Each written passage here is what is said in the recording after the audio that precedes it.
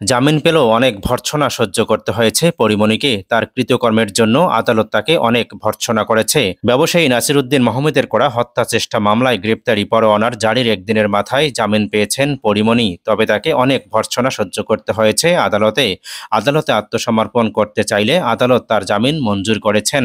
তার কৃতকর্মের জন্য আদালত তাকে কিছুক্ষণ দাঁড়িয়ে রাখেন এবং তাকে অনেক ভর্ৎসনা করেন। সোমবার 27 জানুয়ারি ঢাকার সিনিয়র জুডিশিয়াল ম্যাজিস্ট্রেট মোহাম্মদ জুনায়েদের আদালতে শুনানি শেষে জামিনের আদেশ দিয়েছেন আদালত। এদিকে সকাল 10টার দিকে পরীমনি আদালতে আসেন। সকাল 10টা 17 মিনিটের দিকে আদালতের বিচার কাজ শুরু হয়েছিল। এ সময় এজলাসের পিছনে একটি বেঞ্চে বসেছিলেন পরীমনি। তাকে আসামিদের ডকে যেতে বলেন আদালত। পরীমনির পক্ষে অ্যাডভোকেট নীলাঞ্জনা রিফাত সুরভি জামিন চেয়ে শুনানি করেন। তিনি বলেন, গতকাল মামলাটি চার্জ শুনানির জন্য ছিল। পরীমনি অসুস্থ থাকায় আদালতে আসতে পারেননি। চার্জ গঠন হয়েছে, তার বিরুদ্ধে গ্রেপ্তারি পরোয়ানা জারিও হয়েছে। আজ আত্মসমর্পণ করেছেন পরীমনি, তার জামিনের প্রার্থনা করেছি।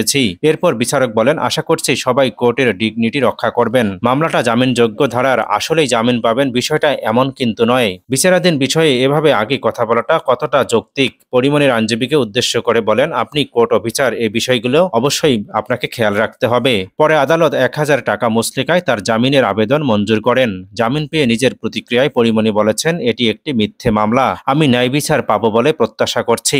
গত বছর মামলার তদন্ত কর্মকর্তা পিবিআই ঢাকা জেলার পরিদর্শক মোহাম্মদ মনির হোসেন ঢাকার চিফ জুডিশিয়াল ম্যাজিস্ট্রেট আদালতে পরীমনি ও তার costume designer Junaid Baghdadi Jimmy ওরফে জিমের বিরুদ্ধে মারধর ও ভয়ভীতি দেখানোর অভিযোগের সত্যতা পেয়েছে মর্মে প্রতিবেদন দাখিল করেন। তবে আরেক আসামি ফাতেমাতুজ জান্নাত বনির বিরুদ্ধে অভিযোগের সত্যতা পাওয়া যায়নি। পরবর্তীতে 18 এপ্রিল ঢাকার জুডিশিয়াল ম্যাজিস্ট্রেট এম সাইফুল ইসলামের আদালত পিবিআই এর দেওয়া তদন্ত প্রতিবেদন গ্রহণ করেন আদালত। একই সঙ্গে পরীমনি ও তার costume designer Junaid Baghdadi Jimmy ওরফে জিমকে আদালতে হাজির হতে সমন জারি করেছিলেন। এরপর তারা 25 জুন ঢাকার সিনিয়র জুডিশিয়াল ম্যাজিস্ট্রেট আদালতে হাজির হয়ে জামিন পান।